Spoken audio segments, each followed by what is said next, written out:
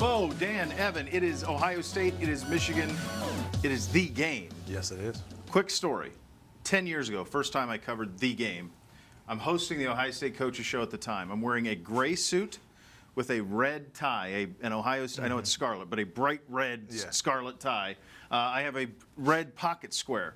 I am wearing a light blue shirt. I get off the air. I have 15 emails. How dare I wear a light blue dress shirt to host the Ohio State Coaches Show on Michigan Week? Yeah.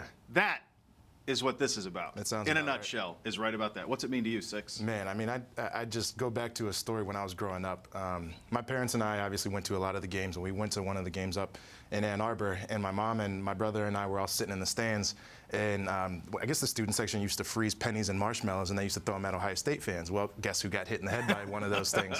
My mom was crawling over rows trying to get this cut. I'm surprised she didn't throw him over the edge, but that's one of my most pressing stories, so my hatred started at a really young age. So how many gold pants do you have? I have 3. My mom has 1, and the 2 of which I was trying to wear before this game and realized they're in Chicago. So unfortunately, I don't have them with me to wear. Won't have them. I'll have them on Saturday. Dan, you obviously attended Ohio State and were witness to the rivalry, your view of it, and first time covering it back with us here at 11 Warriors. Yeah, I mean, it's good to be back here covering. It's funny, your story, I actually, before I left to come here, I looked in my closet and I had a shirt that was ironed, and I realized that shirt was blue and I could not wear that, so I had to quickly iron another one because that would not have gone over well. But yeah, I mean, it's one of the greatest rivalries in sports. I mean, it's one of those things that, you know, I grew up in Massachusetts, so, you know, I had been around different rivalries like Red Sox, Yankees, and whatnot, but as soon as you arrive at Ohio State, it becomes so obvious how much this rivalry means to people. The fact that you get there in August and people are already talking about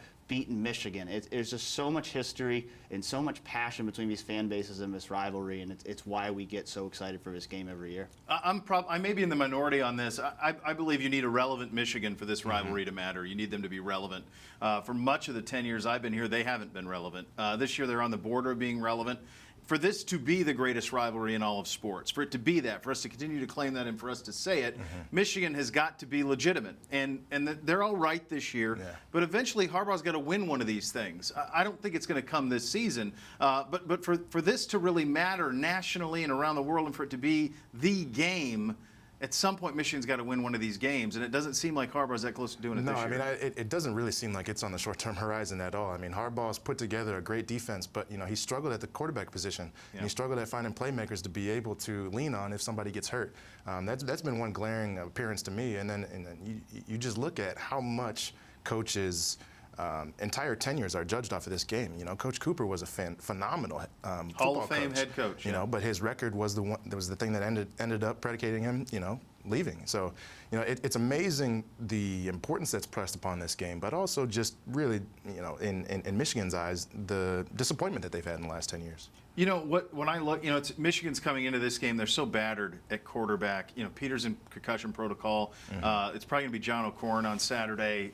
Boy, that does not seem like a recipe. And I'll get everybody my age who says, hey, I remember the 90s, Tim Biakabatuka, so forth and so on. We are so far removed from that. I mean, it's been a long time since Michigan has taken something from Ohio State. Yeah, and it's hard to imagine John O'Corn being the guy to do it. It is. Right. I mean, I just remember watching John O'Corn against Penn State this year, and when I was watching that game, one of the first things that came to my mind, watching him stand in a pocket, not knowing to get rid of a ball, I said, if he plays against Ohio State, he's in for a world of trouble against that defensive line. And now that he's the guy, I still think that's the case. Now, granted, you know, we talk about some of the struggles that Harbaugh's had.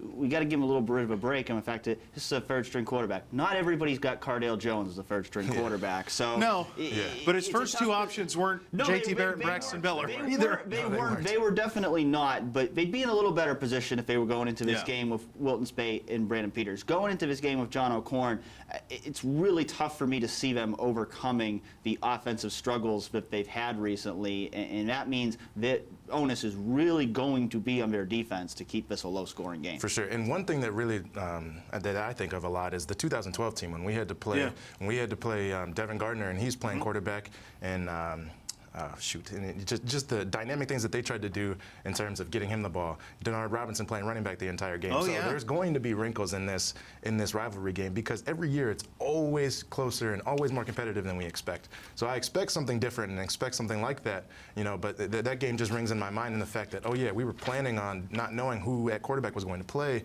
and then we had to develop a plan in order to play for both of them, and they ended up both actually playing well that game. So Yeah, they did, and these things happen. I mean, you mentioned that, and that's the Tyvis Powell pick, Yep. right? Where Tyvis jumps the route, or is that 2000? after. That was they all start to run. Yeah, that was 2013. 11. Yeah. 2013, 2012 is one that I'm thinking about. 11 is when we lost up there, unfortunately. Okay, that's right. Yeah. Okay, so 13, Tyvis makes the play. Everything is thrown out. Last year we had one of the great games in the history of the game, but that Michigan team was pretty loaded, specifically defensively. And this year, again, they're good defensively. I don't understand Harbaugh not getting an offense figured out. I don't understand how he hasn't had, a bell cow back that runs for 1,500 yards, or he hasn't have a pro-style quarterback who can go play. He just hasn't done those things. This is Karen Higdon, though. They're starting running back this year.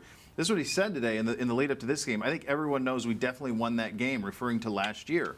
This is why, because of the spot, right? The JT spot. So you know what it's about. But that's one of those things. It seems I love that he says it. I'm not going to be critical of him saying it because we're in the media. I love that he says this. Harbaugh's got to be wanting to kill the kid for opening his mouth like that. Definitely. But these are the things that make the game great. I mean, it really does.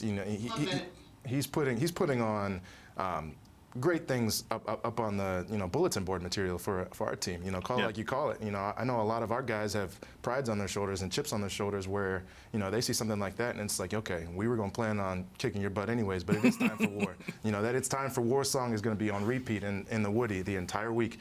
And a lot of the guys, that helps kind of fester their mindset. It's like, this is not a normal game. This is not a game where we're going to be able to go out and be as successful as we were against Illinois. We're really going to have to grind and get this game. But at the end of the day, we still got to put up a lot of points and we still have to look impressive and we still have to get the W. In recent history, you remember the 2012 game and what Johnny Simon tried to do to play in that game. We all know what he tried. I remember him limping out and the tears, or that big embrace and Johnny trying to play in that game. And you know what he tried to do to play in that game. You remember the next year, the battle in the tunnel with the pushing back and forth. You guys both came. I know you remember. I remember a whole but that, they bring down the M Club banner from 30, 40 years ago. All of these little moments and whatever the records are, it's not a throw the records out the window. It has been history, but recently Ohio State such dominated the series.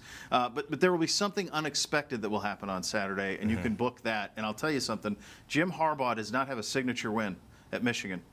Wouldn't now be the time if you're him, if there's some way he could do it, and this would be one he pulled stuff like this off. I'm just saying be cautious. He pulled this stuff off at Stanford when they were huge underdogs and they knocked off USC. Every once in a while he's got a rabbit. I don't think it's going to happen on Saturday, but that's something that his program needs. It's going to be fun all week. We got Hate Week covered. I'm going to content. All kinds of stuff on 11warriors.com. We go all out for this week. Content. Good stuff. That was the 11warriors.com web report.